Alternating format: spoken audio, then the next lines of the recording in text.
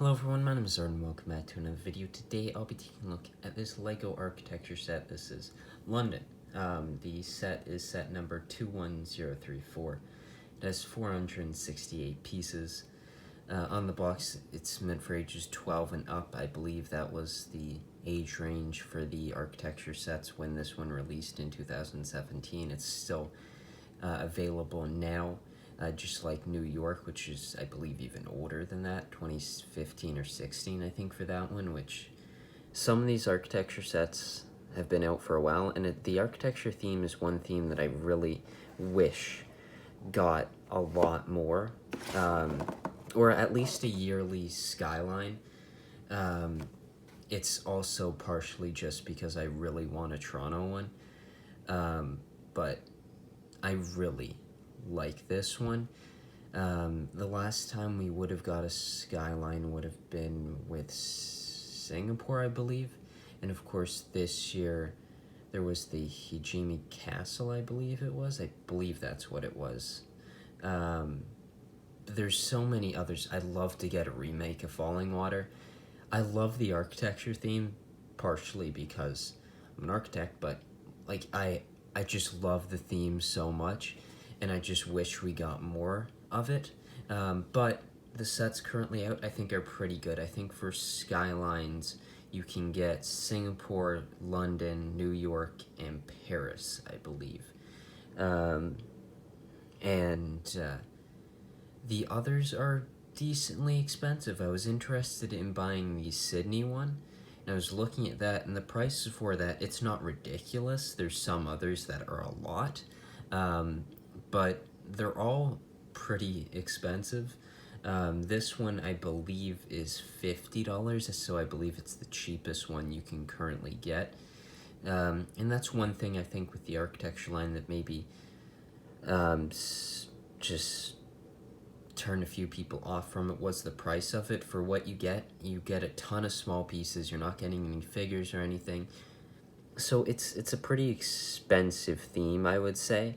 But I think the quality of the sets is there, and they're quite good. Of course, when these were releasing, there was no big push for 18 plus sets, so I'm surprised they don't release more of these, given what and how big of a push they seem to be going, or are going, when it comes to the 18 plus icons, theme, ideas, whatever it might be, UCS, D2Cs, all of that.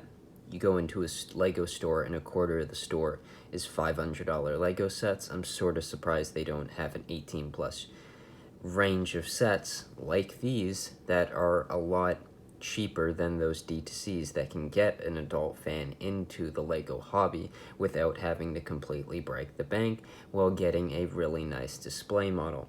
This London skyline has 5 structures, starting there. The National Gallery, which I believe was its own separate architecture set at one point, right in front there. The Nelson's Column, which is represented in this scale, I think, quite nicely, but I absolutely love columns, whether that's Doric columns, whatever.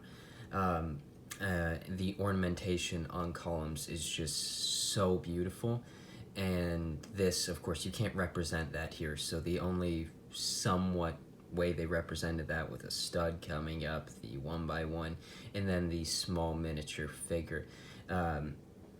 I wouldn't mind a just architecture set of Nelson's Column, partially because I want to see the ornamentation on the column, but of course that is sort of a weird architecture set to make, just that by itself. Next to that, Big Ben, the printed clock piece is quite nice on there. There is a lot of details in the structure that aren't represented really all that well in the architecture set, but that also comes down to scale, and it just can't be represented at this scale. But I do think they got a good job getting the size down, and I'm interested in 6 years later what they would do to improve a set like this. I'm sure there are so many new pieces that could be used and utilized to improve this, gaining more detail, especially around that clock. I wish it pushed out a little bit to have some more ornamentation around it, and you just don't really see that. The London Eye in the background creates a really nice backdrop to this whole skyline, I think, and it really improves it without it. Without the inclusion of it, I feel it would be very flat. You have a lot of structures that would be very much the same height, the same color, and it really pops and adds some nice depth to the build. The tower bridge, I think, is represented quite nicely. Of course, we did get this previously in a larger set. I like the light blue used, the tan colors as well. Of course, there is more ornamentation that is just not possible at this scale, like I've said before, but I think using those tooth and claw pieces adds some nice detail to this build. You are able to move the bridge bits up and down. Also, a boat represented below it, as well as some water using those clear pieces, which is nice. I like the use of the clear instead of a blue or any other color to represent water. I think the clear looks quite nice in this case. And overall, I think it's a really nice architecture set. I think next to others it looks great. I really like my current display that I have for my architecture sets that has all my architecture sets placed on my window frame, and I think it looks really nice. So I thought I'd just end this review reading you the description that the Lego box gives for this skyline.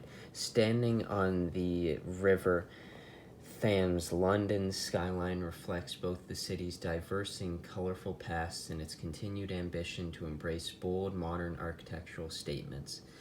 Overall, I think it's a really nice Lego architecture set, and I would definitely recommend it. It's not overly expensive, and I'm just, like I mentioned in this video, I'm sort of surprised they haven't made more of these skylines, because I think they are a great way to have more adults into Lego. Of course, when this released, there wasn't all that big of a push for an 18+ set like this. But now you can really get that done. I realize I haven't really given you a shot of the whole thing around how it's built up. It's very small structures, but it's all built up quite nicely.